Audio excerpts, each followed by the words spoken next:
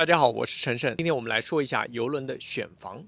简单来说，邮轮的房间分为4类：内舱房、海景房、阳台房和客房。我们第一次订邮轮的时候，因为没有概念，也不知道什么情况，反正在什么都不知道的情况下，选择最便宜的肯定就是对的。当时我选的就是内舱房。内舱房说白了就是不见天日的房间，也就是邮轮上性价比最高的房间。大家经常在网上看到的邮轮特价，一般都是指内舱房。其实，船员和工作人员都是住的是内舱房，有点类似于我们大学住的宿舍。早期的内舱房一般都是在邮轮的底层，空气流通比较差，由于见不到太阳，也不知道现在是白天还是黑夜，而且感觉比较压抑。而现在的邮轮做得越来越大，很多的内舱房都放置在楼层的中部。一般像大型的邮轮，邮轮的两侧都是海景房，而中间的走道部分都是内舱房。如果你喜欢白天到甲板上晒太阳，或者是睁开眼睛就从早玩到晚的朋友，内舱房就很适合你。尤其是坐欧洲邮轮，每天一早下船，晚上回船上吃饭睡觉的，买阳台房几乎没有什么机会可以用。这时候选内舱房就很经济划算了。而且现在有些高级的邮轮内舱房还有一个非常大的大屏幕，可以看到邮轮外面的真实景象作为投影，甚至还可以有一个仿真的窗帘。当你拉开窗帘，还能感受到此时此刻船外的天气和景色。说了这么多的优点，最大的缺点就是不透气，至少我是这么觉得。船舱里边的空气都是内循环，这样的话怎么都不能和打开窗户迎面扑鼻而来的新鲜空气相比。这也是之后我为什么选择阳台房的主要原因。所以总结一下就是，如果你不是总是宅在房间里边的，内舱房的性价比会超高的，但是缺点就是有点压抑，而且不透气。所以在我第2次订邮轮的时候，我就决定一定要升级一下。后来我就选择了海景房。说实话，当时我真是被海景房这个字给忽悠了。海景房其实就是能够看到大海的内舱房。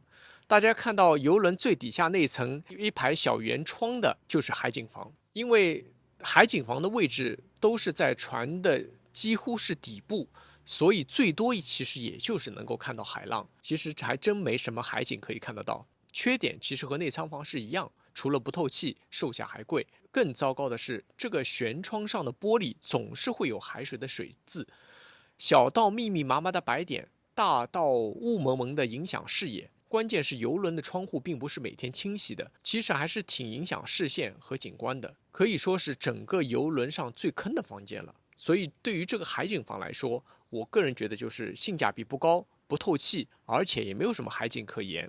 所以有些不上不下，要不呢就省钱订内舱房，要不就升级一下上阳台房，所以绝对不推荐。在经过上面2次经验之后，我决定以后一定要订阳台房。如果你喜欢安静，捧一本书，看大海，听听音乐，享受一个人的独处的私密空间，在自家阳台上吃个安静的早餐，那么阳台房就特别适合你。后来发现，其实订阳台房还有很多窍门。邮轮上的阳台房其实有以下几类，比较常见的叫保证阳台房，还有一种是自选阳台房。保证阳台房呢是船公司指定，自己不能选，一般是在出发前随机安排。楼层不好说，但价钱相对来说会比较便宜。而自选阳台房的话，一般会比保证阳台房多1到200美金。其实这个和飞机上选座位的意思是差不多的。还有一种阳台房叫做中庭阳台房。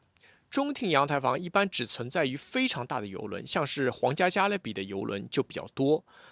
中庭呢是指大公园，一般呢就是在整个非常大的船中间会有一个中庭，一般是一个大的公园。那么这样的阳台房其实没有海景，只是说空气会好一些，其实没有任何景色呀，只是一个中庭的一些花花草草而已。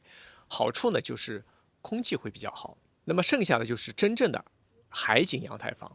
另外还有一种叫做2合1的阳台房。如果你是和家人一块出去，或者呢有几家朋友一块出去的话，2合1的这种阳台房会比较好。特别适合一家子一起出行。那么在进门的地方会单独再加一扇门，这样的话就把2个房间连成一个大房间了，方便一家人活动，同时呢又保护了各自的隐私。还有一种呢叫做船尾的阳台房，这种阳台房也挺特别的，有些人特别喜欢看船尾的海浪，你还别说，坐在船尾看浪花，确实有种时间凝滞的感觉。还有一种阳台房叫做半遮挡阳台房，顾名思义就是有遮挡物体，比如说是救生艇，或者是正好有一个室外的电梯从你的阳台门口经过。这类的阳台房我觉得比较鸡肋，其实就比真正的阳台房便宜了大约300到500美金左右。但是这样的房子是否划算，就是仁者见仁了。最后一种呢，就是大落地窗的阳台房。这类新型的户型一上市就博取了很多人的眼球。这种阳台房其实是把阳台的空间完全融入到了生活空间里边，但实际使用下来的经验来说，这种阳台户型并不是随时可以开启的，只有在春光明媚而且船长认为安全的情况下才可以放下这个窗户。另外一个很现实的问题就是，如果户外温度太高或者太低，都会影响到整个房间的温度，而不像是普通的阳台门，当你打开之后，你可以独自到阳台上坐坐，完全不影响房间内的温度。最后还有一个很麻烦的问题就是，只要一打开窗户，除了打开过程噪音比较大，另外还会影响到房间里另外一个乘客的休息。想象一下，如果一早上你醒得比较早，想去阳台上吹一下海风，你只要一开这个落地窗，势必就会影响到另一半的休息，或者就是吵醒另一半。所以我自己用下来的感受就是贵而且不值得，所以还是老老实实选择普通的阳台房更为合适。另外，如果你选择的是欧洲线路，阳台房的利用率其实也并不是特别高。想象一下，每天都是早出晚归，等你回船上吃完饭之后，大海都一片黑乎乎的，什么都看不见。